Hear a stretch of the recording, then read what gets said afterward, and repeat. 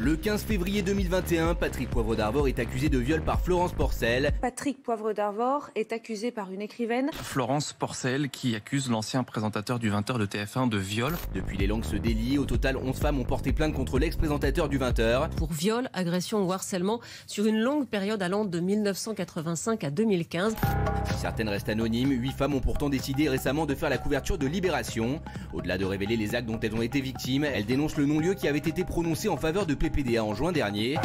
Patrick Poivre d'Arvor vient de se voir innocenté, enquête classée sans suite pour prescription. Mais parmi ces victimes, une explique soutenir et défendre Patrick Poivre d'Arvor. Elle s'appelle Alessandra Fra et elle a pourtant été la cible d'agressions sexuelles à 3 reprises par le journaliste. Elle est avec nous ce soir pour nous expliquer pourquoi elle le défend. Merci Alessandra Fra d'être avec nous, vous êtes romancière, vous êtes auteure et fondatrice de l'association Le Paris littéraire.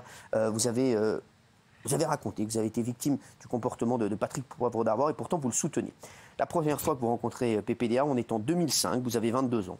Aucune expérience avec les garçons et vous allez tomber amoureuse de lui, c'est ça? Oui, c'est ça. J'ai lu un de ses livres. Oui. Elle n'était pas d'ici et je lui ai écrit un petit mot. J'ai été très marquée par ce livre. Vous lui avez écrit quoi? Que voilà, je trouvais son témoignage bouleversant et que je m'identifiais bien. Voilà, dans vous étiez fan en fait de l'auteur. J'avais beaucoup vécu à l'étranger, donc oui. C'était pas forcément un personnage pour moi très familier. C'est le livre. Voilà, c'est le livre qui m'a vraiment bouleversé. Pour vous, c'est pas le présentateur du non, c'est pas c'est l'auteur. C'est le témoignage qu'il a livré dans son livre. Donc, vous lui écrivez un petit mot, et là, il vous répond. C'est ça, Oui, il m'envoie une petite carte avec le logo TF1. Il disait venez me voir un soir pour le JT, nous parlerons. D'accord. Donc là, vous dites c'est sympa. Ah oui. Bah oui. Surtout, j'aime beaucoup parler, moi. Bien sûr. Ouais. Voilà, l'échange intellectuel. Mais bon, c'est toujours sympa d'aller voir comment se passe un aussi grand événement que le JT de 20h. C'est vrai que voilà, donc vous dites bon, j'y vais. Vous allez à TF1? Oui, je suis allée à TF1. Bon, j'y suis allée une première fois dans l'après-midi. D'accord. Parce que j'avais pas forcément envie le soir. Moi, ça m'attirait pas forcément d'aller au JT. Oui. Mais la deuxième fois, j'ai accepté, encore à sa demande. Alors la première fois quand vous y allez un après-midi, vous le rencontrez dans son bureau? Oui, dans son bureau, très longuement. Très sympa. Plus d'1h30 d'entretien. Donc là, vous parlez, il ne se passe rien. On ne fait que parler. Vous lui dites votre amour pour le livre. Voilà. Vers la fin, bon, il me pose pas mal de questions indiscrètes. Genre effectivement, si j'avais un fiancé, voilà. Si j'avais des relations avec les garçons, mais assez gentil, enfin. D'accord. Voilà, et là, il s'avance vers moi. Vous étiez célibataire à l'époque? Oui, j'étais célibataire. Je rentrais d'Angleterre, de Cambridge. D'accord. Voilà. Donc là, vous lui dites que vous êtes célibataire? Je lui dis ça, et là, il s'avance vers moi. D'accord, il vous fait... Qu'est-ce qu'il fait? Voilà, je me pose un peu des questions, je me demande ce qu'il va faire. Je suis un peu tétanisée, effectivement, mais je pense qu'il s'en rend compte et qu'il s'adapte, et donc il m'embrasse sur le front. D'accord, voilà. Très bien. Donc là, vous vous dites, vous repartez chez vous, vous dites... Franchement, vous êtes un petit peu amoureuse. Voilà, je me dis, vraiment, c'est un gentleman. Non, mais c'est ça. Il m'a embrassé sur le front et il est... Vous avez un petit coup de cœur. Oui, j'ai un petit coup de cœur, effectivement. Voilà. Je me dis, voilà, il s'est bien comporté. Puis bon, même, vous l'aimez bien, Oui. Il est... Non, mais c'est vrai, donc vous avez un petit coup de cœur. Donc là, vous rentrez chez vous, vous revoyez comment une deuxième fois? C'est lui qui vous dit de passer un soir au JT? Oui, il entretient des liens avec des petits mots, des petites cartes, toujours avec souvent le logo TF1. D'accord. Je pense que c'est un système un peu rodé, ces cartes, voilà. Et donc, c'est vrai que moi, quand j'envoie des cartes avec le C8, ça marche bien. Les gens pensent que je vais leur demander de l'argent. Ah non, mais sûr, oui. Et donc, oui. Ouais, voilà. Et donc, au bout d'un moment, oui, j'accepte en septembre d'aller le voir, d'assister au JT. D'accord. Donc là, vous y allez pour la deuxième fois, vous assistez au JT? Oui, tout à fait. À la fin du JT, vous allez le voir? Oui, alors j'assiste au JT. Après, effectivement, tout le monde part. Oui. Je me retrouve seule. Et lui est dans sa loge, mais c'est juste à côté, une loge ouverte, mais il n'y a plus personne. Hein. Les locaux sont vides. Ouais. Donc je m'avance vers lui et je discute un peu en disant que voilà, moi je cherche une relation romantique. Ah, déjà, voilà. Vous êtes en train de... Donc vous avez envie d'avoir une relation romantique, d'en faire votre compagnon. Voilà, un petit peu. Oui. Non, mais c'est ça. Vous dites, vous n'êtes pas là pour... voilà, mais vous avez quand même un petit crush. Oui, j'ai un petit crush et je lui dis, voilà... Donc vous parlez de ça tous les deux, vous lui dites, voilà, vous me plaisez, mais bon, moi je veux une relation romantique, je ne suis pas là pour être une relation d'un soir. C'est exactement ce que je lui dis. D'accord, très bien. Mais j'étais pas là, en plus. Hein. Il m'écoute. Non, mais je vous dis... Oui, mais je m'en souviens très bien. Et donc il m'écoute et il me dit... il m'écoute en me regardant bien droit dans les yeux et il me dit... oui, c'est compliqué, l'attachement, etc., etc. Bon, d'accord, donc il vous fait comprendre que il vous aime bien, mais que ce ne serait pas pour faire voilà, une histoire aux yeux et au su de tout le monde. Voilà, tout à fait ça. D'accord. Ça, vous c'est ça, vous cherchez un amoureux. Oui, exactement. Oui, voilà, j'avais un idéal. C'est ça. Et il correspondait, mais lui, il n'était pas dans ce délire parce qu'il voulait juste... voilà, il vous a expliqué quoi? Il vous a dit quoi? Et il ne m'a pas dit qu'il cherchait juste une nuit, mais il m'a dit, moi, l'attachement, ça ne m'intéresse pas vraiment, c'est très compliqué, j'ai pas le temps pour ça, ma vie est compliquée. Il répétait souvent, ma vie est compliquée, voilà. Donc là, Alessandra, vous vous dites, bon, ça sert à rien, donc... Oui, je me dis, bon, j'insiste pas trop, mais voilà, je lui dis, est-ce que vous êtes bien sûr Voilà. Alors... voilà. Et là, il me dit, tout d'un coup, suivez-moi. D'accord. Donc, je le suis et je lui demande, mais on va où? Et il me dit, chut, on pourrait nous entendre. Donc, je le suis, moi, je pense qu'on va vers sa voiture. D'accord. Et que, voilà, il m'emmène quelque part dîner, enfin, dans mon imagination. Et en fait, non, pas du tout, il m'emmène dans l'escalier de secours. Mais moi, toujours, Non, on ne devrait pas rigoler de ça. Parce que c'est pas drôle.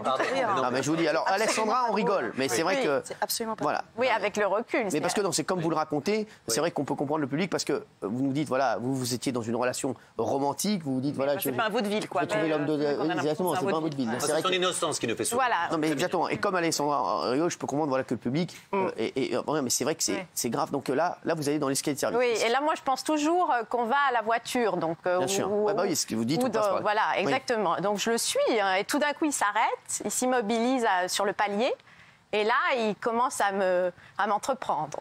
Voilà. Donc là vous faites quoi? Je le repousse. D'accord. Je le pousse tout de suite. Je lui dis, mais qu'est-ce que vous faites?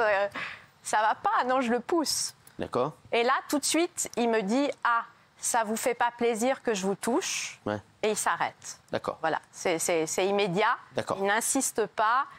Et voilà. Donc là, vous faites quoi? Vous rentrez chez vous? Oui, je rentre chez moi. Enfin, il s'en va en courant. Ah, d'accord. Il part en courant dans les escaliers. D'accord. Après avoir dit ça. Sans me dire au revoir, il s'en va en courant. Il dit, on se reverra quand ma vie sera moins compliquée. Il me dit avant de partir en courant. Voilà. OK. Donc là, c'est la deuxième rencontre. Oui. Qu'est-ce qui se passe après? C'est vous qui le relancez ou c'est lui? Oui, je le relance parce que je veux avoir une explication. Quand vous êtes dans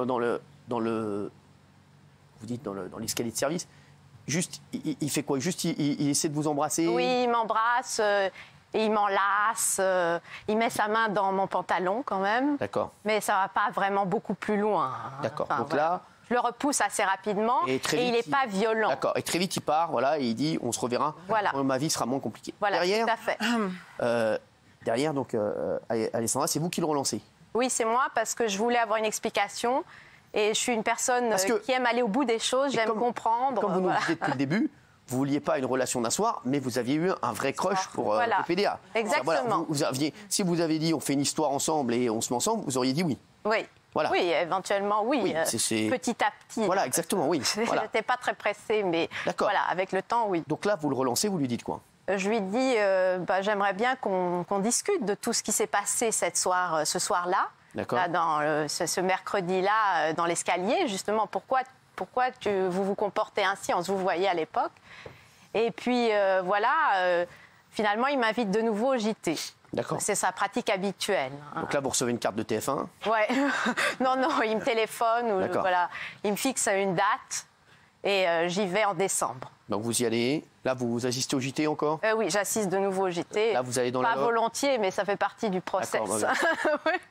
Voilà. Vous allez dans la loge ensuite? Après, non. Là, on me mène à son bureau. Son assistante m'emmène dans son bureau, qui est plongé dans le noir. Elle est juste à côté, et j'attends. J'attends un certain temps avant qu'il arrive. D'accord. Je me dis, on va bien pouvoir discuter. Bien sûr. Voilà. Donc là, troisième rencontre. Oui.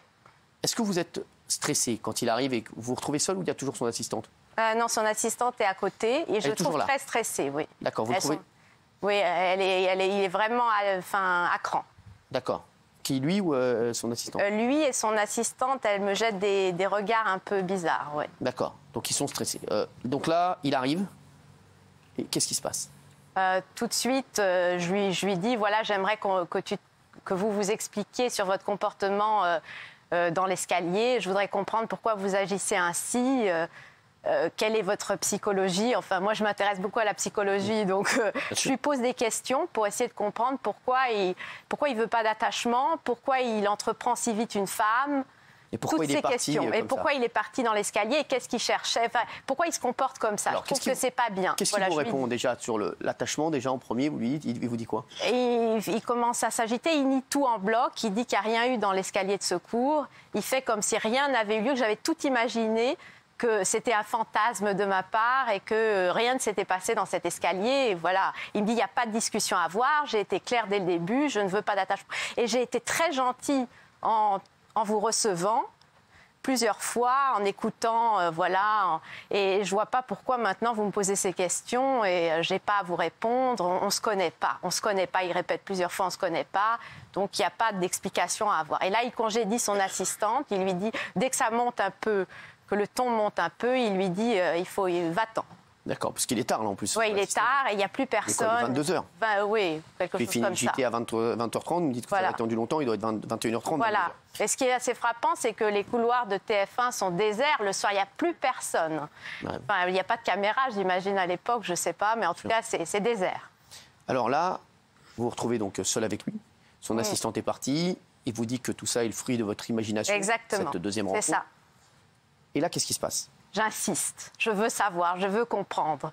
Je lui dis, mais il faut que vous vous expliquiez. Moi, vous essayez en fait de lui faire une thérapie. Vous. Oui, c'est ça, exactement. Je veux lui faire prendre conscience, voilà, que ça ne va pas du tout ce comportement, qu'il faut qu'il change. Et puis moi, comme j'avais quelque part des sentiments pour lui, je veux le faire évoluer. Vous voulez l'aider. En fait, c'est un peu, vous essayez de l'aider. Oui, j'essaye de l'aider. J'essaye de comprendre ce qui ne va pas dans son esprit. Et je lui dis que voilà, ça ne m'a pas fait plaisir. Cette intervention dans l'escalier, voilà, et que j'aimerais comprendre pourquoi il m'a envoyé des petits mots et pourquoi il a joué ce jeu-là et que je trouve pas ça bien. Voilà, alors, je lui dis plusieurs fois que je trouve pas ça bien, ce type de comportement. Ça, c'est en décembre 2005. Oui. Et là, il devient plus menaçant. Oui, il s'énerve énormément, mais pas parce qu'il a envie d'une relation sexuelle avec moi, mais pas du tout. Mais parce que j'insiste, je lui pose des questions, je le soumets un peu à un interrogatoire, comme un peu à la police. Enfin, je lui dis, voilà, il faut s'expliquer maintenant. Et lui devient très, très agressif, il tape du poing, il me menace, il dit qu'il faut que je sorte. Alors je lui dis, appelez la sécurité. Alors là, il s'écrie... Ah, vous cherchez le scandale. Maintenant, j'ai compris pourquoi vous êtes là. C'est pour le scandale. Donc, ça part dans une dispute de plus en plus forte, en fait. Voilà. D'accord. Mais là, c'est quoi au plus fort de la dispute? Il fait quoi? Il me menace du poing. Voilà. Enfin, il fait comme ça, devant mon visage, voilà. Sans aller... Il ne vous a pas touché?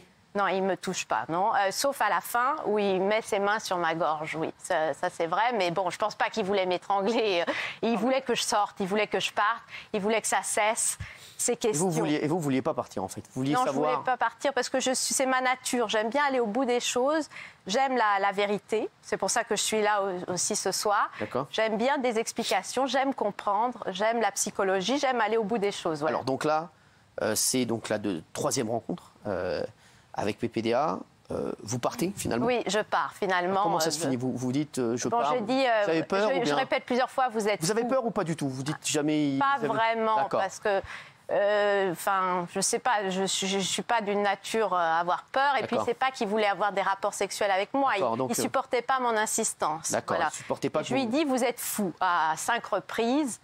Et puis il me dit vous comprenez pas toute cette douleur. Et voilà, ça se termine comme ça et je m'en vais. Donc là, vous partez? Je pars, oui. Lui, vous le laissez dans son bureau, seul, vous partez? Oui, seul dans son bureau, il n'y a plus personne, je pars toute seule. D'ailleurs, vous partez sans vos réponses? Vous partez sans mes réponses, et puis je pars, et puis il n'y a personne pour m'accompagner. Il n'y a plus personne, à part en bas dans le hall, il y a peut-être une personne. Tous ces locaux sont déserts et vides, voilà. Alors, 5 ans plus tard, vous n'avez plus de nouvelles pendant 5 ans? Non, je le croise à des événements littéraires. Comment il se comporte avec vous? Il est sympa? Ah oui, il est plutôt sympa. Voilà. Il fait comme si de rien n'était. Il m'appelle Alessandra. Voilà. Donc tout se passe bien? Tout se passe bien. Voilà. Et vous ne l'avez jamais relancé? Enfin non, tout de suite après, j'écris quand même mon livre. Tout de suite dans la foulée, en 2006, Un suicide, un roman qui raconte vraiment l'histoire de ces rencontres. ça me tenait beaucoup à cœur. Sans le citer, mais avec quand même son illustration en couverture, on peut le reconnaître. Et je fais comprendre à certains journalistes que c'est lui. Ouais. Mais ça ne réagit pas trop. Non, ça ne réagit pas trop. Je pense que le contexte était différent et la parole ne pouvait pas être entendue. Enfin, ce type de témoignage, en tout cas. Et puis, encore une fois, il n'y avait pas eu viol. Hein. D'accord, oui, ça, bien sûr. Non, c'est ce que vous dites depuis le début. 5 ans plus tard, vous allez vous retrouver chez lui et vous allez nous raconter cette 4e rencontre. Comment ça se fait que vous vous retrouviez chez PPDA 5 ans plus tard? C'est par rapport à la parution d'un livre que voilà, j'avais des questions à lui poser par rapport à ça, par rapport à une recherche d'éditeur. D'ailleurs, je tiens à dire qu'il faut savoir que beaucoup de personnes qu'il fréquentait étaient en attente de quelque chose, de conseils ou d'aide dans le monde littéraire. Voilà, moi, c'était mon cas aussi. Je voulais qu'il me conseille un éditeur ou qu'il me conseille dans mon écriture. D'accord, donc vous vouliez des conseils. Mais Alessandra, toutes les personnes qui nous regardent ce soir vont se dire, c'est mal passé 2 fois. Alessandra, 5 ans après, elle va demander des conseils à PPDA, alors est-ce qu'elle n'a pas pu demander des conseils à quelqu'un d'autre? Je me fais l'avocat du diable et je vous pose des questions qui doivent se poser actuellement chez nos téléspectateurs. Ça s'est mal passé avec lui, mais j'ai dit non. Je pense toujours qu'une femme peut dire non. Elle peut dire non même plusieurs fois si elle le souhaite.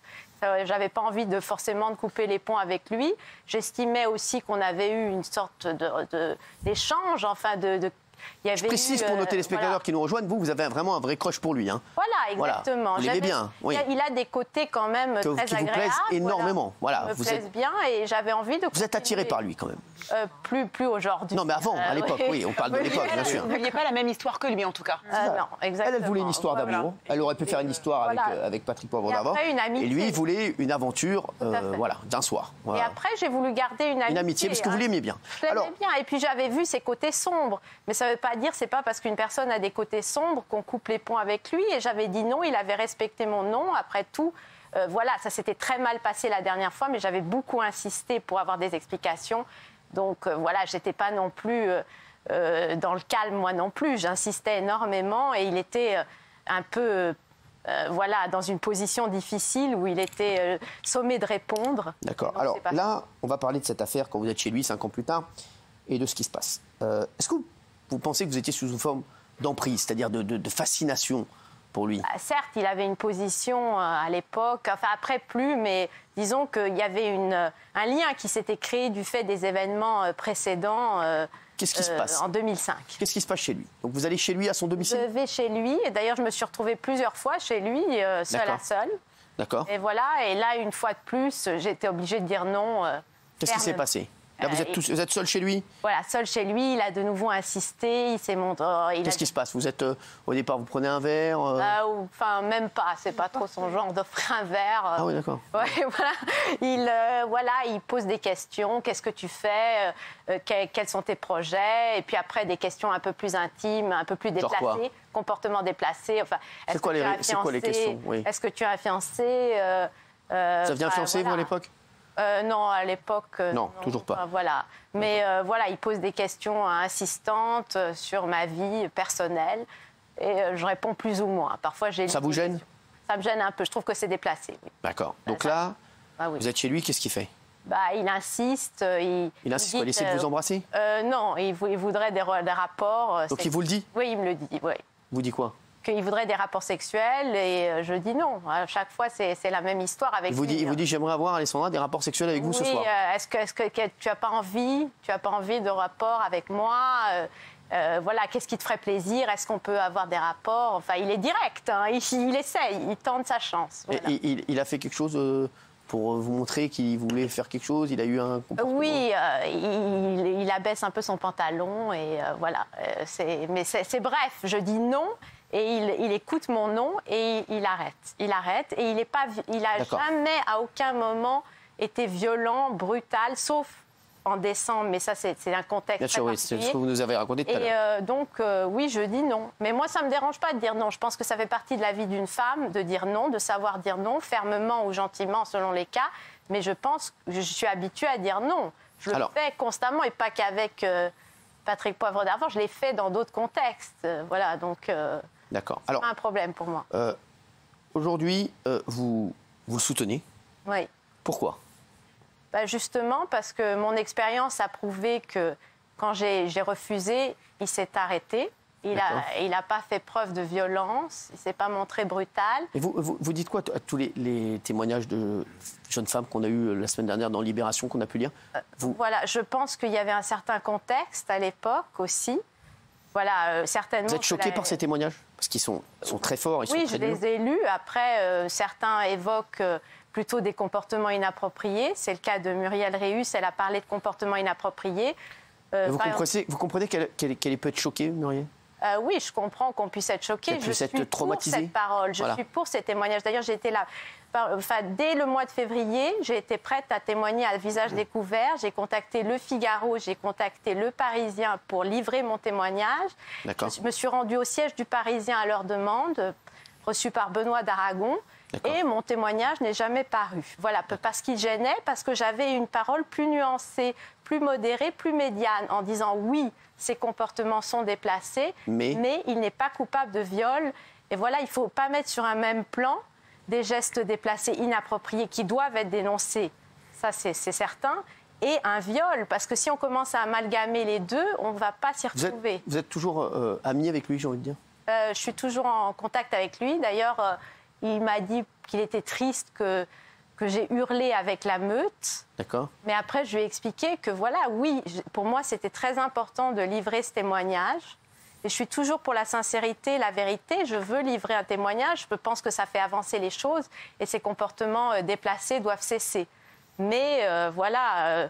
il ne sait pas que je suis là ce soir, mais il a compris mon témoignage en tout cas. Et il ne m'en a pas voulu. Et aujourd'hui, donc, vous le soutenez parce que... Pourquoi ? Je le soutiens parce que justement, je ne pense pas qu'on puisse juger avec des critères présents des affaires passées, surtout après des décennies, surtout des affaires qui ont eu lieu il y a 20 ans, 30 ans. Et dans mon cas, en tout cas, j'ai dit non et il a écouté mon non, il a respecté mon non.